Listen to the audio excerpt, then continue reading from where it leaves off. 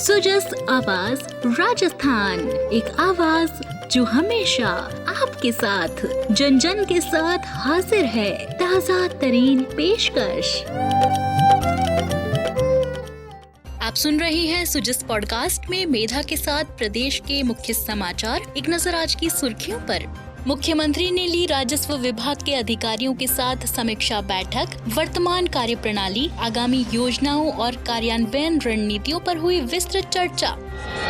मुख्यमंत्री ने ली इंदिरा गांधी नहर सहित विभिन्न परियोजनाओं और कार्यों की समीक्षा बैठक। जल संसाधन से जुड़ी परियोजनाओं की नियमित मॉनिटरिंग के दिए निर्देश। और उद्योग एवं वाणिज्य मंत्री के नेतृत्व में प्रतिनिधि मंडल ने सिंगापुर की कंपनियों के साथ राउंड टेबल में लिया हिस्सा। सिंगापुर के जन शक्ति मंत्री से की मुलाकात। और अब सुनिए खबरें विस्तार से।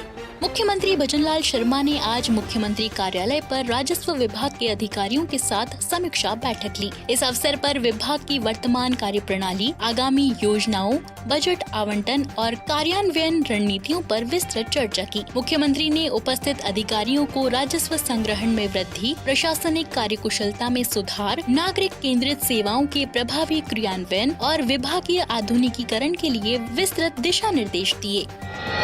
बढ़ते हैं आगे। मुख्यमंत्री ने कल मुख्यमंत्री कार्यालय में जल संसाधन, इंदिरा गांधी नहर और सिंचित क्षेत्र विकास के साथ जल उपयोगिता विभाग से संबंधित विभिन्न परियोजनाओं और कार्यों पर आयोजित समीक्षा बैठक की अध्यक्षता की। इस अवसर पर श्री शर्मा ने कहा कि प्रदेश में पेयजल और सिंचाई के लिए जल उपलब्धता राज्य सरकार की सर्वोच्च प्राथमिकताओं में से एक है। उन्होंने कहा कि प्रदेश में इंट्रा स्टेट नदियों को जोड़ने के कार्य व्यापक स्तर पर किए जाएं और जन सहभागिता के माध्यम से जल संचय को बढ़ावा दिया जाए। उन्होंने कहा कि जल संसाधन से जुड़ी परियोजनाओं की नियमित मॉनिटरिंग और क्रियान्वयन समयबद्ध रूप से सुनिश्चित किया जाए। मुख्यमंत्री श्री शर्मा ने कहा कि परियोजनाओं के कार्य में अनावश्यक देरी करने वाले ठेकेदारों और अधिकारियों के खिलाफ सख्त कार्रवाई की जाए। श्री शर्मा ने बजट घोषणाओं की समीक्षा करते हुए निर्देश दिए कि माही बेसिन की जाखम नदी और बांध के अधिशेष जल को जयसमंद बांध से जोड़ने, माही और सोम नदी के अधिशेष जल को जवाई बांध तक लाने की बजट घोषणाओं की प्रोजेक्ट रिपोर्ट आगामी 4 माह में पूरी कर ली जाए, ताकि आने वाले वर्ष के बजट में इन परियोजनाओं को मूर्त रूप दिया जा सके।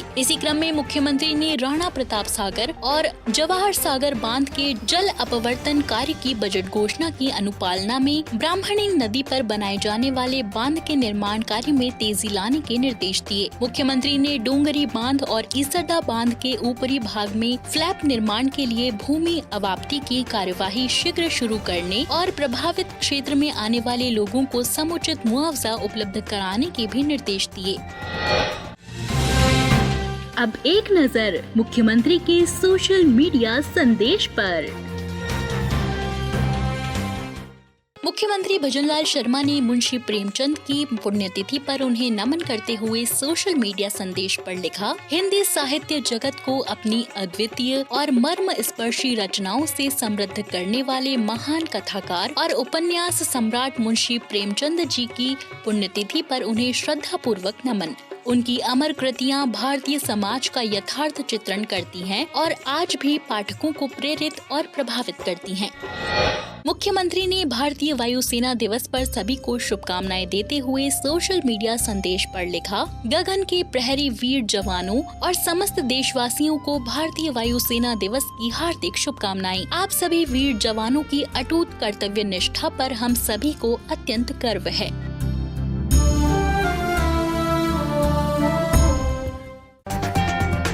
आप सुन रहे हैं सुजस आवाज राजस्थान।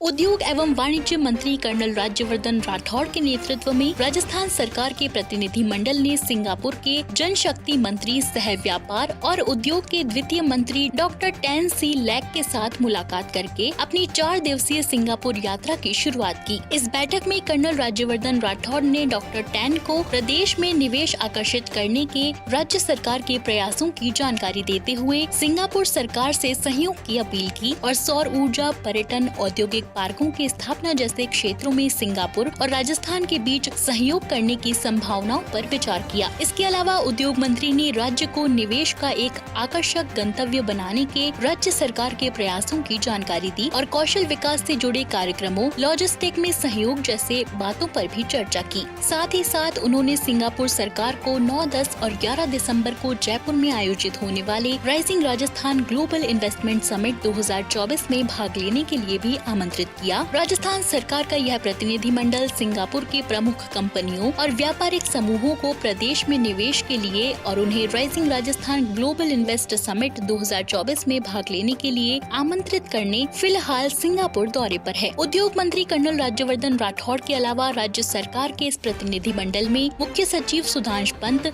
चिकित्सा एवं स्वास्थ्य विभाग की प्रमुख शासन सचिव गायत्री राठौड़ और राजस्थान सरकार के अन्य वरिष्ठ अधिकारी शामिल हैं। अपनी यात्रा के पहले दिन कल इस उच्च स्तरीय प्रतिनिधिमंडल ने कई कंपनियों के आला अधिकारियों से मुलाकात की। इसमें CII इंडिया बिजनेस फोरम के अधिकारियों के साथ एक बैठक शामिल है, जिसमें air India, Infosys, axis bank, bank of India, Exim bank, ICICI, state bank of India जैसी भारतीय कंपनियों के सिंगापुर प्रतिनिधि भी मौजूद थे।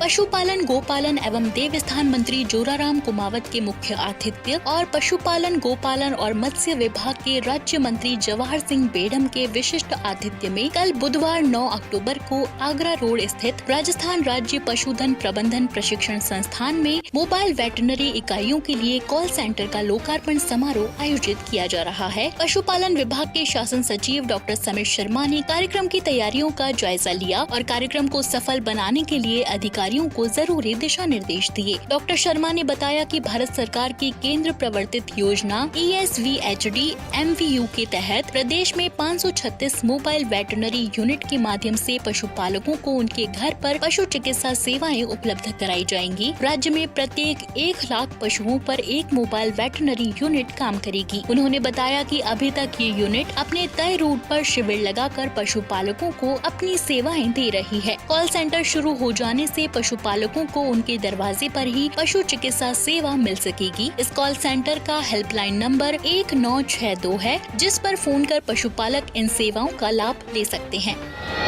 माइंस विभाग का 8 नवंबर को जयपुर में होने वाला राइजिंग राजस्थान प्री समिट निवेश प्रस्तावों पर MOU के साथ ही थीम बेस्ड भी होगा। खान एवं पेट्रोलियम विभाग के प्रमुख शासन सचिव टी रविकांत ने सोमवार को सचिवालय में राइजिंग राजस्थान के तहत खान विभाग के प्री समिट की तैयारियों को लेकर उच्च स्तरीय बैठक में ये जानकारी दी। उन्होंने बताया कि इससे राजस्थान में खनिज संपदा और खनन क्षेत्र की संभावनाओं से प्री समिट में हिस्सा लेने वाले प्रतियोगियों के साथ ही देश दुनिया के माइनिंग क्षेत्र से जुड़े लोग रूबरू हो सकेंगे। प्रमुख सचिव खान टी रविकांत ने बताया कि प्री समिट को बहुआयामी और बहुउपयोगी बनाने के लिए निदेशक माइंस भगवती प्रसाद कलाल और संयुक्त सचिव माइंस आशु चौधरी के साथ वरिष्ठ अधिकारियों को जिम्मेदारी सौंपी गई है। और चलते चलते इस बार दिवाली के अवसर पर उपभोक्ताओं को राज्य भर में सरस ब्रांड की शुद्ध, स्वास्थ्यवर्धक और स्वादिष्ट मिठाइयाँ मिलेंगी। अलवर डेयरी का मशहूर कलाकंद और बीकानेर डेयरी का रसगुल्ला और राजभोग जैसी स्वादिष्ट मिठाइयाँ भी राज्य भर में जिला दुग्ध संघों द्वारा उपलब्ध कराई जाएंगी। ये जानकारी देते हुए राजस्थान कोऑपरेटिव डेयरी फाउंडेशन की प्रबंध संचालक श्रुति भारद्वाज ने बताया कि राज्य भर में जिला दुग्ध संघ इस बार दिवाली पर उपभोक्ताओं को शुद्ध सरस दूध और घी से बनी मिठाइयाँ उपलब्ध कराएंगे। उन्होंने बताया कि सभी जिला दुग्ध संघों को निर्देश दिए गए हैं कि मिठाइयों के निर्माण के समय हाइजीन, सैनिटेशन और उच्च गुणवत्ता पर विशेष ध्यान दिया जाना चाहिए। राजस्थान सरकार का प्रयास, सही जानकारी हो आपके पास। राजस्थान सरकार के समाचारों, महत्वपूर्ण निर्णयों और सभी योजनाओं की सटीक और सही जानकारी आपको मिलती है सुजस ई-बुलेटिन, सुजस वीडियो बुलेटिन और सुजस आवाज पॉडकास्ट के साथ। इसके लिए फॉलो करें हमारे YouTube channel DIPR Rajasthan official, Facebook page और X handle DIPR Rajasthan. Rajasthan सरकार से जुड़ी दिन भर की खबरों के लिए आप सुजस ऐप भी डाउनलोड कर सकते हैं। तो आज के सुजस पॉडकास्ट में इतना ही। मेधा को दीजिए इजाजत, कल फिर होगी आपसे मुलाकात। तब तक के लिए नमस्कार।